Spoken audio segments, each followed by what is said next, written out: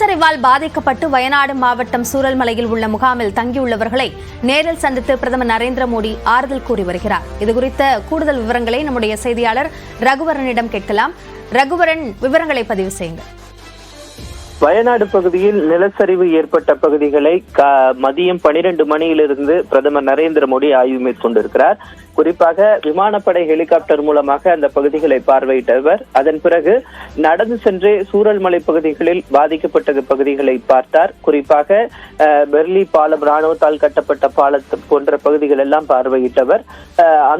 தற்போது இந்த பகுதியில் பாதிக்கப்பட்ட மக்கள் தங்க வைக்கப்பட்டிருக்கக்கூடிய முகாம்களில் சென்று மக்களை சந்தித்து வருகிறார். சம்பவம் நடந்த போது எது போன்ற நிகழ்வுகள் இருந்தது, தற்போது செய்யப்பட்டிருக்கக்கூடிய நிவாரண உதவிகள் தொடர்பான விவரங்களை அவர் தற்போது அந்த பாதிக்கப்பட்ட மக்களிடம் கேட்டு ஆறுதல் கூறி வரக்கூடிய அந்த காட்சிகளை தான் நாம் தற்போது பார்த்துக் கொண்டிருக்கிறோம்.